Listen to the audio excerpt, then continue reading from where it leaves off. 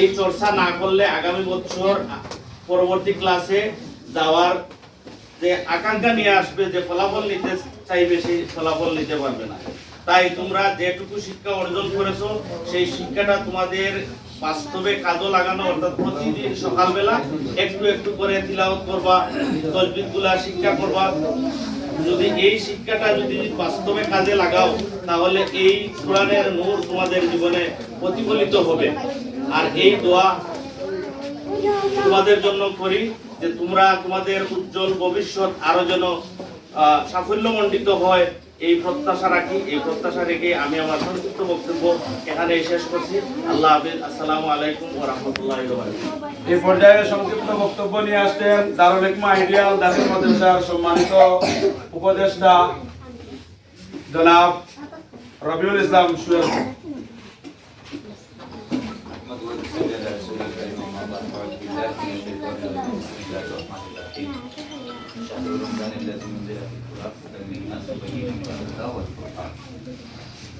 সম্মানিত আজকের এই বিদায়ী অনুষ্ঠানের সম্মানিত পরিচালক, সম্মানিত সভাপতি, উপস্থিত মেহমানবৃন্দ, উপস্থিত ছাত্রছাত্রী, গার্জিয়ানবৃন্দ এবং আমার প্রাণপ্রিয় ছাত্রছাত্রীরা, আসসালামু আলাইকুম ওয়া রাহমাতুল্লাহি ওয়া বারাকাতুহু। আল্লাহ এই রমজান মাসকে সম্মানিত করেছে এজন্য যে এই মাসে কোরআন নাযিল হয়েছে, আর কোরআন হচ্ছে সত্য কিতাব। আমরা আজকে এই রমজান মাসে যারা কোরআন শিক্ষা নিয়েছি, এই শিক্ষাটা যাতে আমাদের মধ্যে ধারাবাহিকভাবে থাকে।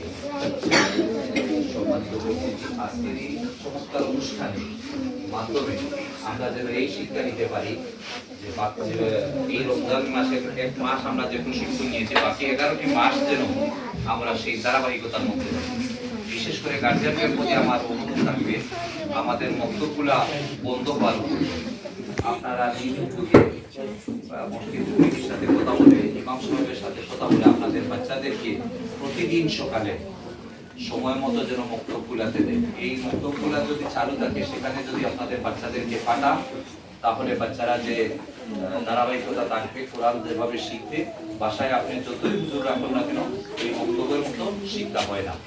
এজন্য আজকের এই অনুষ্ঠান থেকে যেন আমরা এই শিক্ষা নিতে পারি, আমাদের বাচ্চাদেরকে যেন মক্তবে পাঠাতে পারি, এবং সারাটি বছর এই রমজান মাসের মধ্যে আমরা কোরআনের প্রশিক্ষণের মাধ্যমে, কোরআনের প্রশিক্ষণের মধ্যে যেন আমাদের বাচ্চাদেরকে রাখি, সেই উদাত্ত আহ্বান জানিয়ে আমি আমার আসসালামু আলাইকুম। সুপ্রিয় শিক্ষার্থী, সবাই সবার থেকে সবে মাতৃ পায় না।